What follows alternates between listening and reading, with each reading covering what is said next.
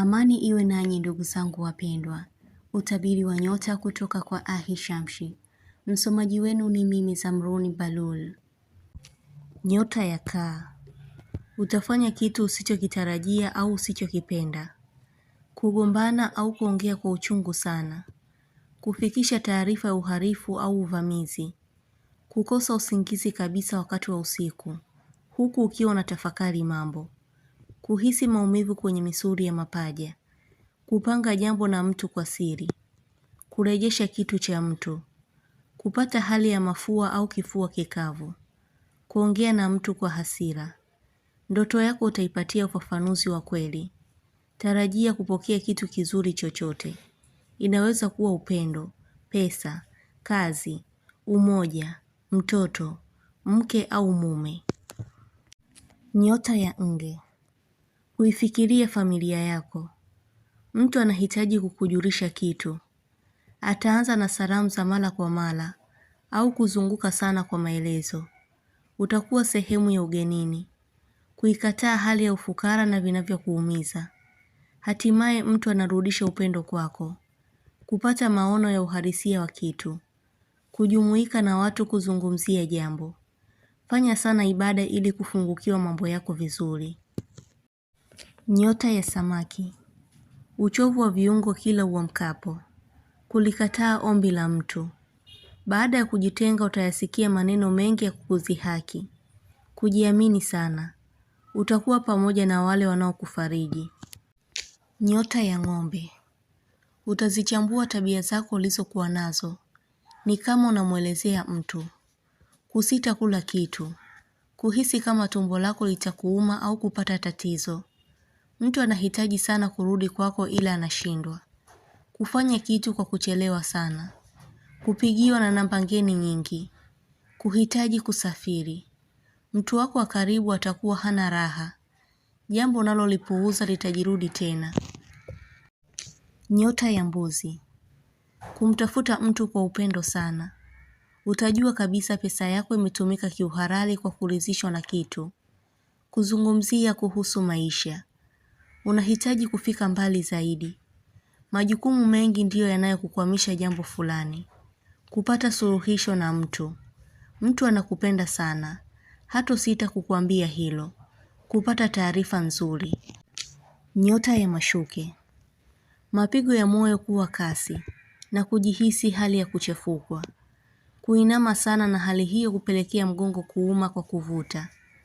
Kutumia kitu kwa ajili ya kupunguza maumivu. Mawazo yako yatakufanya ujirudishe nyuma kwa mtu. Kuzingatia sana muda kwenye mambo yako.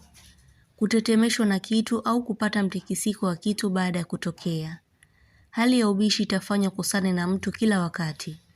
Mtu anatamani kuachana na wewe ila anashindwa.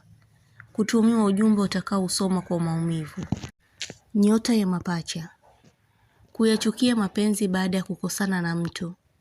Kwa baadhi yenu mtadanganywa kitu na mtaamini. Ila baadaye unaweza kupata wasiwasi. Au kulifikiria tena jambo hilo. Kumuumiza mtu kwa maneno yako. Kuna jambo utakuwa unalolifikiria na kujiona ni mjinga.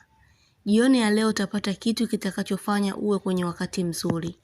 Mthamini sana mzazi wako na yule ambaye anakuthamini. Wema wa leo ni akiba yako ya baadaye. Nyota ya Ndoo. Kumfanyia mtu dharau kutokana na dharau anazozionyesha kwako. Utajaribiwa kwa jambo ambalo litafanya uweze au ushindwe kupata kitu. Kujihisi mwenye nguvu. Kupenda kukaa sehemu yenye baridi. Utakuwa mwenye kusema jambo na kufuatwa. Unachokitamani kuhisi kinakaribia. Kuiandaa kazi ambayo itakufanya utambulike zaidi au kupata ongezeko fulani. Kwa baadhi yenu kichwa kuuma.